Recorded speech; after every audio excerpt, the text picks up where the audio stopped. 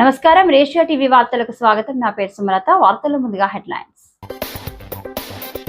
రాజమండ్రిలో అట్టహాసంగా టీడీపీ జిల్లా మహానాడు భారీగా తరలివచ్చి సందడి చేసిన పార్టీ శ్రేణులు.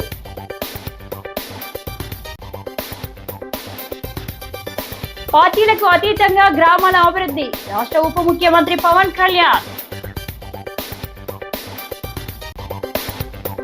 కోకో పెంపకాన్ని ప్రోత్సాహం అందించాలి. కోకో క్లస్టర్ పై అధికారులతో కలెక్టర్ సమీక్ష.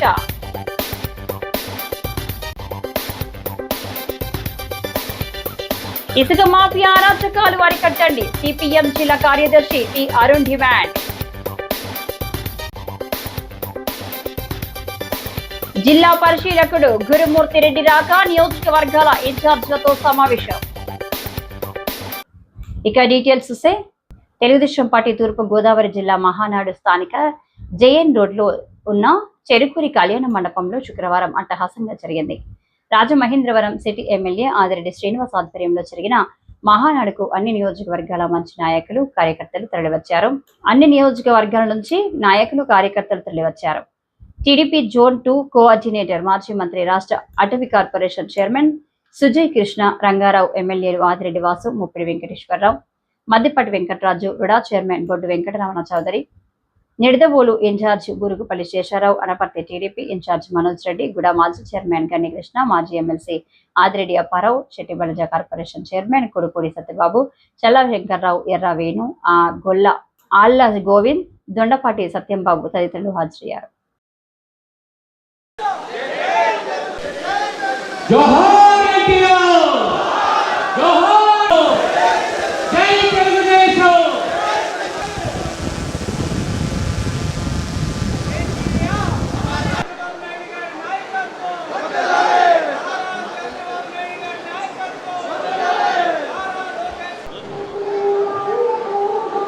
మన ప్రభుత్వం వచ్చిన తర్వాత మనమందరికీ కూడా పదవులు రావాలి, కష్టపడి పనిచేసిన వాళ్ళకి గుర్తింపు ఉండాలని ఆశించడం మీ అందరికీ కూడా అర్హత ఉందన్న విషయం మీ అందరికీ తెలియజేస్తున్నాను. ఇక్కడ ముఖ్యంగా మీరు గమనించవలసింది, చంద్రబాబు నాయుడు గారు కానీ లోకేష్ గారు కానీ అన్ని విధాలా మనకున్న పరిస్థితుల్లోని మన కూటమి ఇతర పార్టీలతోని భాగస్వామ్యమైన పార్టీలతోని మరి వాళ్ళకి కూడా పదవులు ఇవ్వాల్సిన అవసరం ఉంది. కాబట్టి ఆ ప్రకారంగా ఇప్పటికే తెలుగుదేశం పార్టీ కార్యకర్తలకి నాయకులకి ఎన్ని పదవులు ఇవ్వగలిగితే అన్ని పదవులు ఇవ్వటం జరిగింది. రాబోయే రోజుల్లో కూడా ఇంకా కష్టపడి పనిచేసిన వాళ్ళు, పదవులు రావాల్సిన వాళ్ళు చాలామంది ఉన్నారు. అది చంద్రబాబు నాయుడు గారు లోకేష్ గారి దృష్టిలో ఉంది. తప్పనిసరిగా వాళ్ళందరికీ కూడా న్యాయం జరుగుద్దని ఈ సందర్భంగా వారి తరపున మీ అందరికీ కూడా మనవి చేస్తున్నాను.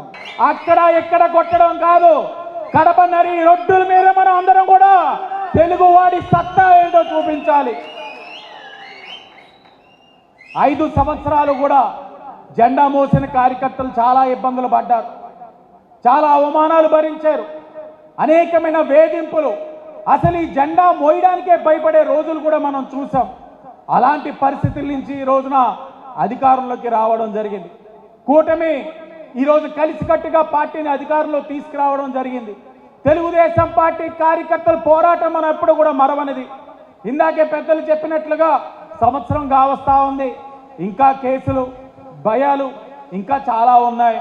నేను ఒకటే చెప్తా ఉన్నా, కేసులు ఉన్నాయి, దానికి సాక్ష్యం నేనే. మొన్న నాకు ఎక్కడికో బయటికి వెళ్ళాలని అనుకుంటే కోర్టులోని అర్జీలు పెట్టుకొని నేను బయట విదేశాలకు వెళ్ళడానికి పర్మిషన్ పెడితే ఇప్పటికీ కూడా ఇవ్వని పరిస్థితులు ఉన్నాయి. కేసులు పోలా, ఆస్తులన్నీ ఇంకా అటాచ్మెంట్లోనే ఉన్నాయి. సంవత్సరం పూర్తవుతా ఉందని నేను ఎందుకు ఆలోచించట్లేదంటే నేను కానీ నా తండ్రి కానీ 11 రోజులే ఉన్నాం. కానీ మన తండ్రి సమానులు చంద్రబాబు నాయుడు గారు 53 రోజులు జైల్లో పెట్టారు. అవి మర్చిపోతామా? ఆయన తనయుడు లోకేష్ గారు సుమారు 30 పైన కేసులు ఉన్నాయి. ఆయనకి జరిగిన అవమానాలు అంతా ఇంత కాదు, అవన్నీ మర్చిపోతామా? ఆ ఇబ్బందులతో పోలిస్తే మన ఇబ్బందులు మర్చిపోతా ఉన్నాం. కానీ తప్పకుండా గుర్తు చేయాలి, గుర్తు చేద్దాం. నాయకుడికి తెలుసు, కార్యకర్తల్ని కుటుంబ సభ్యుల కింద భావించే తెలుగుదేశం పార్టీ నాయకత్వానికి తెలియలేదు అని అంటే అది అవివేకం. తెలుసు, సరైన సమయంలో అది కూడా చేస్తారు, అది కూడా చేసి తీరుతారని కూడా మీ అందరికీ కూడా మరొక్కసారి తెలియజేసుకుంటూ, ఇటు పోలవరం కానీ, గోపాలపురం కానీ, నిడదవోలు కానీ, కొవ్వూరు నియోజకవర్గానికి సంబంధించినటువంటి అందరూ కూడా ప్రభుత్వ హాస్పిటల్కి వెళ్ళాలంటే కనుక రాజమండ్రి రావాలి. కానీ అక్కడ 5 నియోజకవర్గాలకు సంబంధించినటువంటి ప్రజలు అక్కడ ఉన్నారు కాబట్టి, బడుగు బలహీన వర్గాలకు సంబంధించినటువంటి అందరూ ఉన్నారు కాబట్టి, అక్కడ ఏదైనా ఒక యాక్సిడెంట్ కానీ అత్యవసర కేసు కానీ వస్తే అక్కడ పిహెచ్సి నుంచి కొవ్వూరు వస్తుంది, కొవ్వూరు నుంచి రాజమండ్రి వస్తుంది, రాజమండ్రి నుంచి కాకినాడ పంపిస్తారు. ఈ లోపు పేషెంట్ ఈ మధ్యలోనే ఎక్కడో చోట చనిపోయేటువంటి పరిస్థితి ఉంది. కాబట్టి ఎక్కడున్నటువంటి జిల్లా హాస్పిటల్ ఇప్పటికే ఓవర్లోడ్ అనే పరిస్థితి ఉంది. మెడికల్ కాలేజీ కూడా ఏర్పాటు చేసిన పరిస్థితి ఉంది. కాబట్టి కొవ్వూరు డివిజన్ హెడ్ క్వార్టర్గా ఉంది కాబట్టి దాని ఇప్పుడున్నటువంటి ప్రభుత్వ హాస్పిటల్ని 100 పడకల హాస్పిటల్గా చేయాలని చెప్పని ఇప్పటికే సంబంధిత మంత్రి గారికి, ముఖ్యమంత్రి గారికి కూడా తెలియజేయడం జరిగింది. కాబట్టి ఈ యొక్క జిల్లా మహానాడు సందర్భంగా మేలుగా మా నియోజకవర్గం నుంచి ఈ యొక్క తీర్మానాన్ని రాష్ట్రంలో జరుగుతున్నటువంటి మహానాడుకు పంపించాలని చెప్పని జిల్లా బాధ్యుల వారికి ప్రత్యేకంగా తెలియజేసుకుంటూ, ఈ మధ్యకాలంలో అక్కడక్కడ కొంత కార్యకర్తలు కాస్తంత విశ్రమిస్తున్నట్టు కనిపిస్తున్నారు. అయితే నాకేమనిపిస్తుందంటే, తెలుగుదేశం పార్టీ కార్యకర్త సరిహద్దుల్లో పోరాటం చేసే సైనికుడు ఇద్దరు ఒకళ్ళే. సైనికుడు కుటుంబాన్ని వదులుకొని, స్వేచ్ఛను వదులుకొని, స్వతంత్రాన్ని వదులుకొని, సుఖాలు వదులుకొని ఈ యొక్క దేశం కోసం సరిహద్దుల్లో రాక్షస మోకలు అడుగు పెట్టకుండా ఎలా అయితే పోరాటం చేస్తాడో, కార్యకర్తలుగా మీది నాది అదే వృత్తి. అక్కడక్కడ కొన్ని ఇబ్బందులు ఉండొచ్చు, అక్కడక్కడ కొంత అసౌకర్యం ఉండొచ్చు, కానీ సరిహద్దుల్లో సైనికుడు ఒక్క 5 నిమిషాలు విశ్రమిస్తే దేశం ఎలా ధ్వంసమవుతుందో మన పరిస్థితి అంతే. 5 ఏళ్ల పాటు ఒక విధ్వంసకర పాలన చూసాం, ఒక అరాచక పాలన చూసాం. మళ్ళీ భవిష్యత్తులో అలాంటి రాక్షసుడు అడుగెట్టకుండా ఉండాలంటే కార్యకర్తది నిరంతర శ్రమే. ఒక టూరిజం హబ్గా రాజమండ్రి ప్రాంతం, మన జిల్లా ఎదగాలని చెప్పేసి ఈ ప్రభుత్వం కానివ్వండి, మన పార్టీ తరఫున కానివ్వండి చర్యలు చేపట్టాలని చెప్పేసి ఒక తీర్మానం చేయడం జరుగుతుంది మన జిల్లా తరఫు నుంచి. ఇక మా నియోజకవర్గం, రాజానగర్ నియోజకవర్గం దగ్గరికి వస్తే, మొన్నే మేము మా మినీ మహానాడు చేసుకున్నాం. దాంట్లో 5 తీర్మానాలు చేసాం. ఆ తీర్మానాలన్నింటినీ కూడా ఇక్కడ ఆమోదింప చేయాలని చెప్పేసి మేము కోరుకుంటున్నాం. రెడ్ బుక్ పనిచేస్తుంది. ఏదైతే నారా లోకేష్ గారిని రెడ్ బుక్ అన్నాడో ఆ రెడ్ బుక్ అంతా పనిచేస్తూ ఒక్కొక్కరు లోపలికి వెళ్తున్నారు. ఐఏఎస్లు కానీ ఐపీఎస్లు కానీ అందరూ లోపలికి వెళ్తున్నారు. రేపో మాపో అక్కడ అధినాయకుడు ఉన్నాడు, మాజీ అధినాయకుడు, అతను కూడా లోపలికి వెళ్ళే అవకాశం ఖచ్చితంగా ఉంది. ఎమ్మెల్యే వాసు ఉదయమే 6ంటికి బయటికి వెళ్తాడు, నిరంతరం కష్టపడుతున్నాడు. దేనికోసం? మా కుటుంబాన్ని వరుసగా 4 సార్లు గెలిపించినందుకు గాను. అదే కాకుండా మేము ప్రజాప్రతినిధిగా మా రుణం తీర్చుకోవాలనే భావంతో మీ ఎమ్మెల్యే వాసు గారు ఉన్నందుకే ఎప్పుడు కూడా మనం అండదండలు ఇస్తూనే ఉండాలి. కాబట్టి మేము అందరం కూడా ఈ మహానాడు యొక్క ముఖ్య ఉద్దేశమే తీర్మానాలు చేశారు కొన్ని. ఆ తీర్మానాలన్నీ కూడా మనం స్టేట్ పార్టీ ఆఫీసుకు పట్టుకెళ్తాం. అక్కడ మనం వాటి మీద చర్చించి దాంట్లో ఏమున్నాయి, మనం ఏం చేసుకోవాలనే భావంతో మనం కృషి చేయాలని. ఒక గ్రామం అభివృద్ధి చెందాలంటే నిధులు ఒక్కటే సరిపోవని, ప్రజలందరి ఐక్యత, భాగస్వామ్యం, చొరవ అవసరమని ఉప ముఖ్యమంత్రి, పంచాయతీరాజ్, గ్రామీణాభివృద్ధి, అటవీ పర్యావరణ శాఖల మంత్రి కొణిదెల పవన్ కళ్యాణ్ అన్నారు. ఊరు అభివృద్ధి చెందాలంటే ప్రతి అంశాన్ని మనదిగా భావించాలని, మన ఊరు మాట మంత్రి కార్యక్రమం ఉద్దేశం అదేనని ఆయన చెప్పారు. శ్రీకాకుళం జిల్లా టెక్కలి భవానీ థియేటర్ వేదికగా గురువారం మన ఊరు మాట మంత్రి కార్యక్రమం ఆత్మీయంగా సాగింది. టెక్కలి మండలం రావివలస పంచాయతీ గ్రామస్తులను టెక్కలిలోని భవానీ థియేటర్ కు పిలిపించి పవన్ కళ్యాణ్ అమరావతి నుంచి వారితో వర్చువల్ గా మాట్లాడారు. పెద్ద తెరపై పవన్ కనపడుతూ మాట్లాడుతుంటే గ్రామస్తులు మైక్ లో మాట్లాడారు.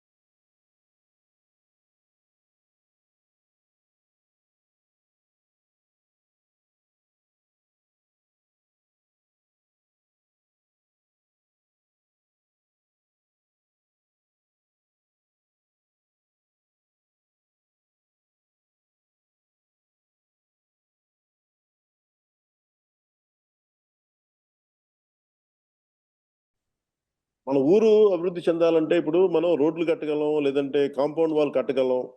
కానీ ఆకతాయిల్ని నిలువరించాలంటే మీరు బాధ్యత తీసుకొని మీరందరూ ఊరి నుంచి ఏకతాటిపైన గట్టిగా గొంతు ఎత్తకపోతే అది తప్పవుద్ది. అంటే నా ఉద్దేశ్యం ఏంటంటే మీరు రోడ్లు కట్టిన మన వాళ్ళు కాంపౌండ్ వాల్ కట్టినంత మాత్రం ఆకతాయిలు ఏం మారరు.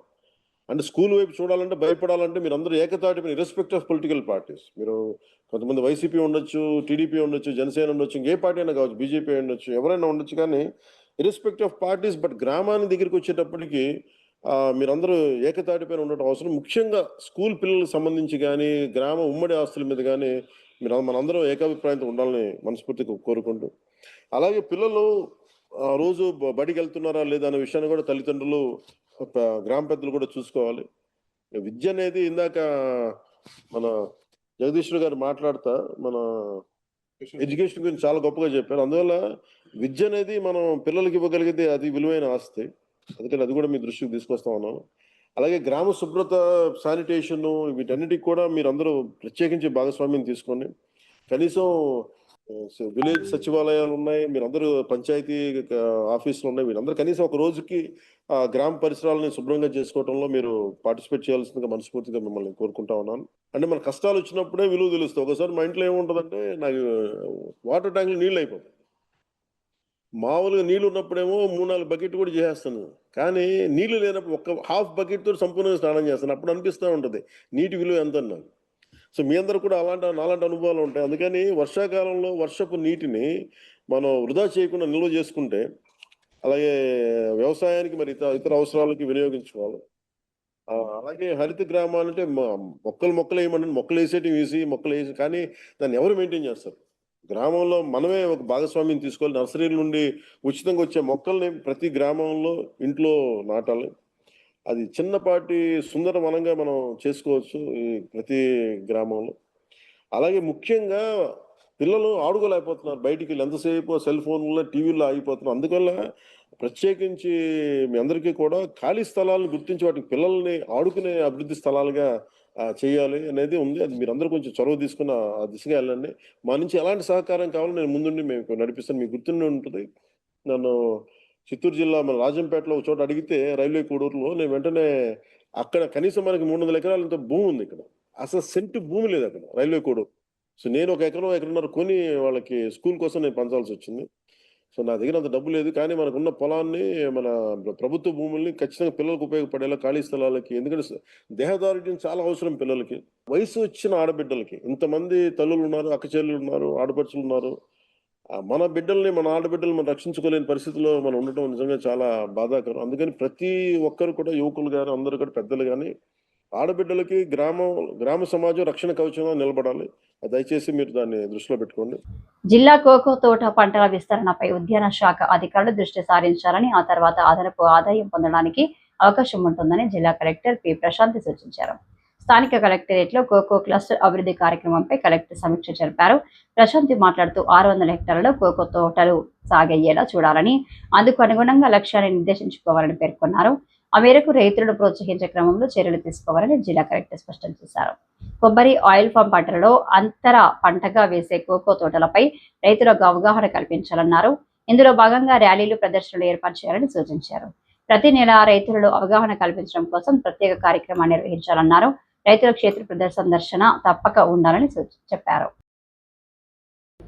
ఫీల్డ్లోకి వెళ్ళి ఇక్కడ ఎంత కోకో, నేను ఫస్ట్ పాయింట్ ఏం చెప్పాను, కోకో ఎక్స్టెంట్ రాయండి. ఈస్ట్ గోదావరిలో కోకో ఎక్స్టెంట్ ఇలా ఉంది అని రాస్తూ, ఈ మండలాల్లో ఇంత ఉంది, ఎక్కువ ఈ మండలంలో ఉంది అని రాస్తాను. ప్రొడక్షన్ ఈస్ట్ గోదావరి డిస్ట్రిక్ట్లో ఈ వెరైటీ ఇంత ప్రొడక్షన్ అవుతుంది. ఫార్మర్స్ యావరేజ్గా ఫార్మర్ ఎంత తెచ్చుకుంటున్నాడు, మిగతా క్రాప్స్ తెచ్చుకున్న వాటికన్నా ఇతను ఎంత ఉపయోగకరంగా ఉంటుంది, ప్రాసెసింగ్ చేసేటప్పుడు వీళ్ళకి ఎంత అడ్వాంటేజ్ వస్తుంది అండ్ ఫైనల్గా డిస్ట్రిబ్యూట్. సో నేను ఇచ్చిన ఒక ఇండికేషన్ని, ఒక డైరెక్టివ్ని తను ఒక న్యూస్ ఐటమ్గా మార్చాడు. సో నేను మీకు ఏం అడిగాను, యాక్షన్ ప్లాన్ అడిగాను. సో యాక్షన్ ప్లాన్లో first point intercrop. Cocoa extent as ఇంటర్ క్రాప్గా మన దగ్గర ఎంత ఉంది, మెయిన్ క్రాప్గా ఎంత ఉంది?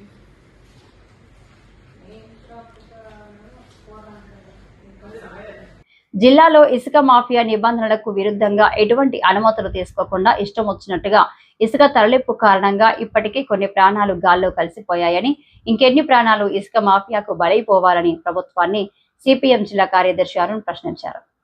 ఈ మేరకు గురువారం సిపిఎం కార్యాలయంలో జిల్లా కమిటీ సభ్యులు సుబ్రహ్మణ్యంతో కలిసి మాట్లాడారు. నిబంధనలకు విరుద్ధంగా ఇసుక తరలింపు వల్ల రోడ్డు పైన ఇసుక పడి వాహనదారులు జారిపడి ప్రాణాలు కోల్పోతున్నా ఇసుక మాఫియా అరాచకాలు ఆగడం లేదని అరుణ్ విమర్శించారు. ఇసుక నిబంధనల కన్నా ఎక్కువ మోతాదులో లారీల్లో తరలించడం ద్వారా చాలా చోట్ల ముఖ్యమైన రహదారులు నిండా ఇసుక భారీ స్థాయిలో పేరుకుపోయిందని, దీని ఫలితంగా వాహనదారులకు తరచూ ప్రమాదాలు జరుగుతున్నాయన్నారు. ఇవాళ చాలా మంది ప్రజలు కూడా ఇసుక సందర్భంలో జారి పడిపోయిన ప్రజలు కూడా ఆందోళన వ్యక్తం చేస్తా ఉన్నారు. ఇదిగో పరిస్థితులు బాగు చేయండి అని చెప్పి కోరుతా ఉన్నారు. అందుకనే ప్రభుత్వం వెంటనే స్పందించాలి. ఇది అత్యవసర పరిస్థితిగా తీసుకోవాలి.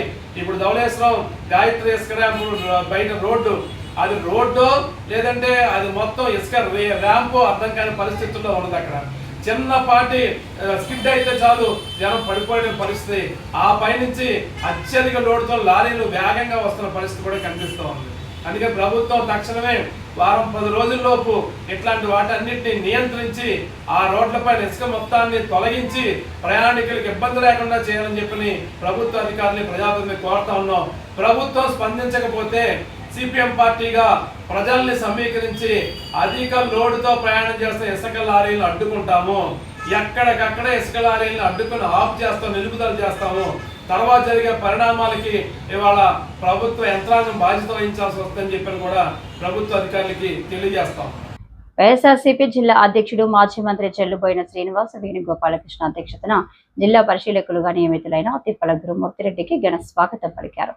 జిల్లాలోని నియోజకవర్గాల ఇన్ఛార్జీలతో బొమ్మూరు పార్టీ కార్యాలయంలో మొదటి సమావేశాన్ని నిర్వహించారు. ఈ సందర్భంగా తూర్పు గోదావరి జిల్లా వైఎస్ఆర్సీపీ జిల్లా పార్టీ కార్యాలయంలో మాజీ మంత్రి వేణు అధ్యక్షతన ఇన్ఛార్జీలతో తొలి సమావేశం నిర్వహించారు. జిల్లాకు వచ్చిన పరిశీలకులు గురుమూర్తిరెడ్డికి స్వాగతం పలికి పుష్పగుచ్చంతో శుభాకాంక్షలు తెలియజేశారు. మాజీ మంత్రి చెల్లుబోయిన శ్రీనివాస్ వేణుగోపాలకృష్ణ అధ్యక్షతన బొమ్మూరులోని పార్టీ కార్యాలయంలో జరిగిన సమావేశంలో మాజీ హోంమంత్రి తానేటి వనిత హాజరయ్యారు.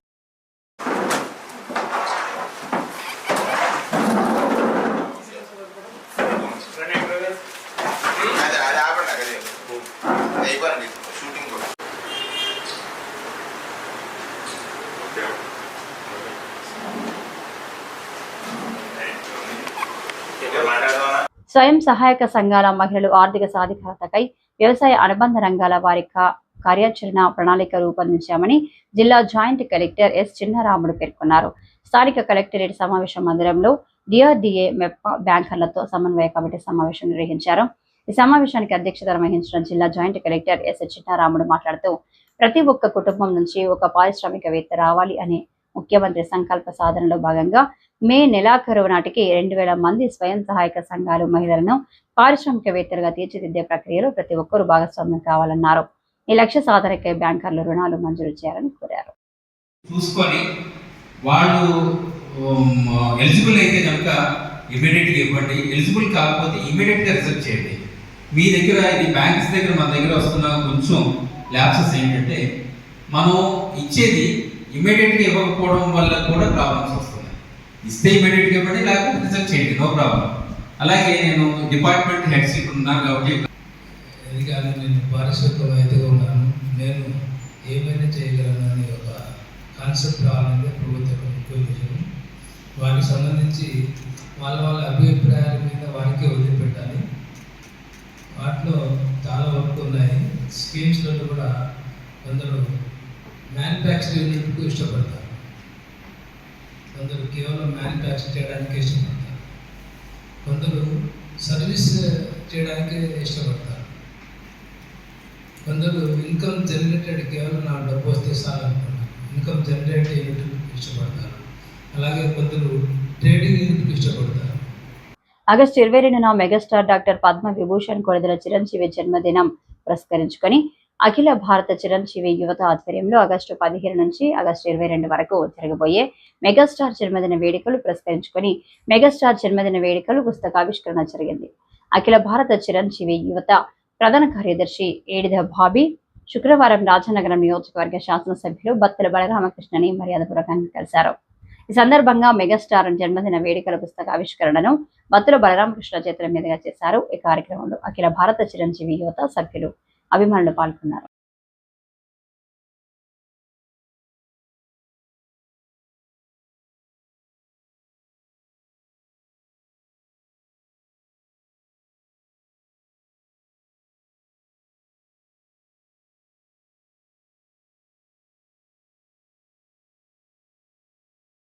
వైఎస్ఆర్సీపీ జిల్లా మహిళా అధ్యక్షురాలుగా ఇటీవల నియమితులైన మార్తి లక్ష్మి వైఎస్ఆర్సీపీ రాజమండ్రి పార్లమెంటరీ నియోజకవర్గ ఇన్ఛార్జ్ డాక్టర్ గూడూరి శ్రీనివాస్ను దివాసు చెరువులోని విజయభారతి చెస్ట్ ఇన్స్టిట్యూట్ ఆసుపత్రి వద్ద కార్యాలయంలో మర్యాదపూర్వకంగా కలిసి కృతజ్ఞతలు తెలిపారు. జగన్ ఇచ్చిన తన పదవి ద్వారా పార్టీ అభివృద్ధికి కృషి చేస్తూ ప్రజాపక్షాన పార్టీ ఆశయాల మేరకు శక్తివంచన లేకుండా కృషి చేస్తారని చెప్పారు. వైఎస్ఆర్సీపీ జిల్లా మహిళా అధ్యక్షురాలు మార్తి లక్ష్మి, మార్తి నాగేశ్వరరావు దంపతులు ఈ మేరకు డాక్టర్ గూడూరుని మర్యాదపూర్వకంగా కలిసి కృతజ్ఞతలు తెలిపారు. నూతన అధ్యక్షురాలు మార్తి లక్ష్మిని, ఆమె భర్త మార్తి నాగేశ్వరరావు దంపతులను గూడూరి శాలువలతో సత్కరించి శుభాకాంక్షలు చెప్పారు.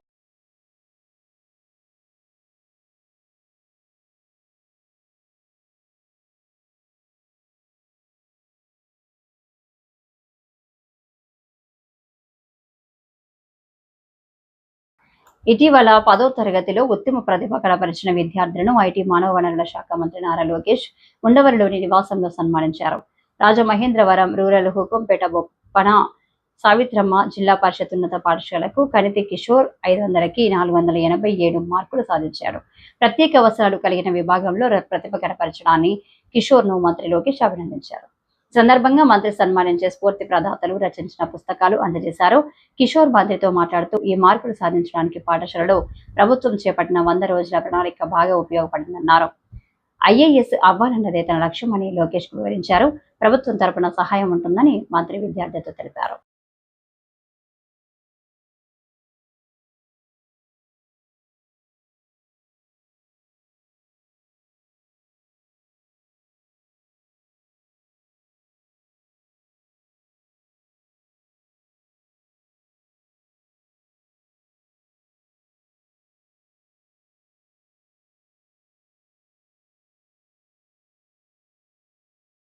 ఈ వార్తలు ఇంతటితో సమాప్తం. నమస్కారం.